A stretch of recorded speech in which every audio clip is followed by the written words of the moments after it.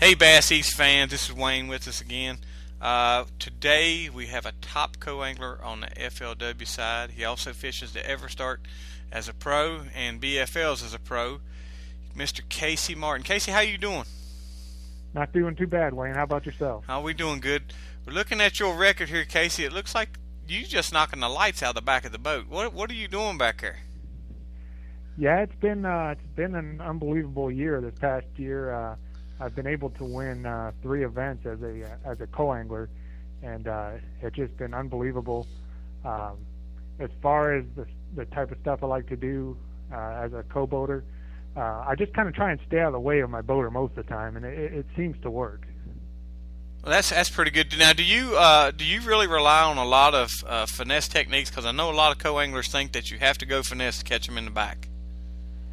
No, no, actually, I don't. The way I look at it, I mean, you only need 5 bites, and most of the lakes we go to on tour, they're pretty good lakes. You know, like Kentucky Lake, Gunnersville, Champlain, Lanier. Most of those good lakes. I mean, you can power fish out of the back because there's usually enough fish around that you can catch them. My philosophy is if you start off with a drop shot and catch a limit for 8, 10, 12 pounds, in that 3 hours you catch your limit, you might have had 2 5 or 6 pounders you could have caught throwing, something like a big football jig or, deep diving crankbait or, even the Alabama rig. Cool deal. Now, if I know a lot of guys, the young guys and old guys alike, they're fishing out of the back of the boat and they're trying to learn from their pros. Is there any go-to lure that you have? No, I don't have one particular go-to lure. One thing I do, I spend the full 3 days practicing. A lot of co-anglers, they don't have the opportunity to show up and, get 3 days, full days of practice in for the tour. But I actually travel with a friend of mine from Nashville, and we put in, I'll fish out of the back of his boat, and I'll try everything in practice. So by the time the tournament comes, I kind of know what I'm going to be throwing, and he usually covers most, the whole lake in those 3 days of practice. So, a lot of times I'm fishing an area that, I've already fished in practice. So I kind of know what to throw. So there's definitely an advantage to go out as a co-angler, actually pre-fish with somebody that's fishing on the pro side. Yeah, it's a huge advantage because, I mean, in 3 days of practice, and these guys at this level, they fish, daylight to dark, so they're 13, 14, 15-hour days, depending on the time of the year. And during those 14, 15-hour days, I mean, the lake's only so big, so you're going to cover, the upper end of the lake, the mid of the lake, down by the dam. And so you're going to see all the different, watercolors, what baits work, and what different areas of the lake. And, yeah, I think, for me personally, I think it's a huge advantage practicing 3 days.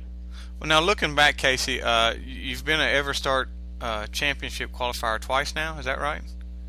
Yeah, I qualified through the Everstarts for the championship last year, and then also qualified again this year, which will be down in West Monroe, Louisiana this fall. And you're fishing those as a pro, so how does the change from a co-angler up to the pro spot, how does that change your game plans?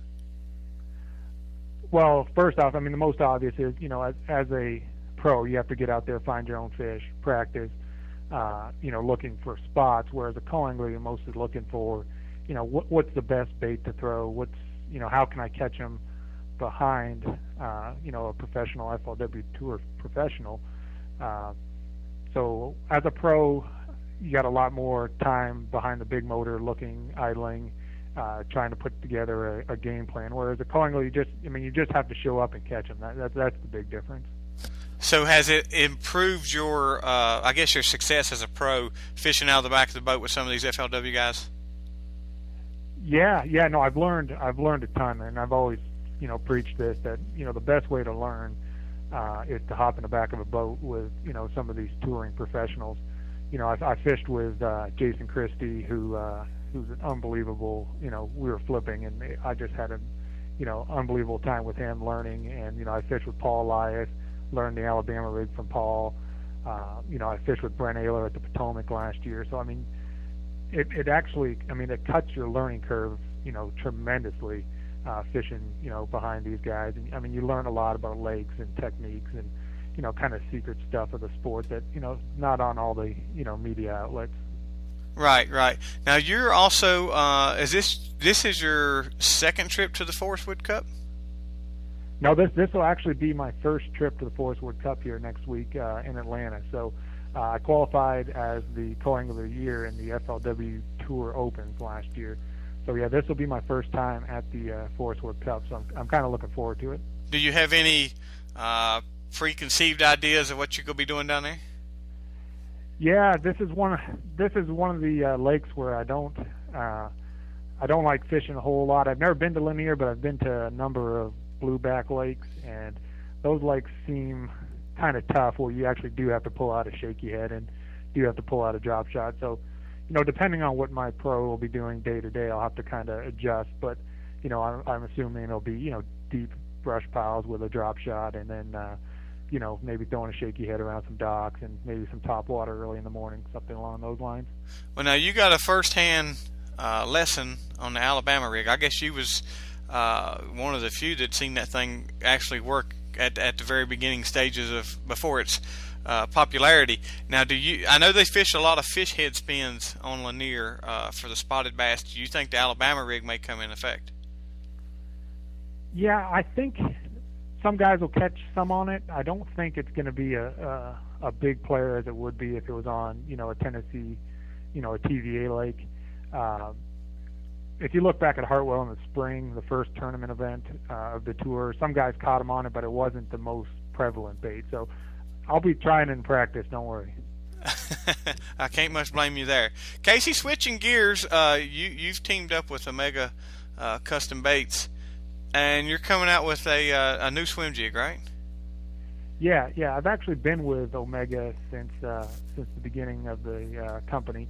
And I've been throwing their Revelation swim jig quite a bit, and we've kind of taken that jig and we've beefed it up and made it more of what I call a southern style swim jig, where you can fish it around, heavy cover like wood and grass and in docks and stuff like that without, straightening out the hook. A lot of swim jigs will have like a finesse light wire hook, and you get on Gunnersville, and near some matted grass, and the hook point's not going to hold up.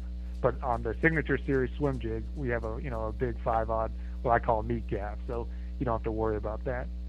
Good deal. Now, has this been in a while making, or is this something that you had, pretty much a design in your head for? Or? Yeah, no, this is we actually had the prototypes out. I got them last summer, so I've had them for about a year now, and things have been kind of shuffling around at Omega with ownership and that, and we've actually decided to bring them to market now. So yeah, I've had these jigs for a year, the swim jigs, and the prototype swim bait heads too. We also have a 1/4 ounce and a 3/8 ounce swim bait head, and that's actually what I've been throwing on the back of my Alabama rig. Good deal. Now, I know you got the Forest Wood Cup coming up. What are we looking down the road for you? Down the road, I have the Forest Wood Cup coming up next week, and then I still have a few FLW Tour Opens out of the back of the boat. And as far as next year goes, I'm not sure yet what the plans are.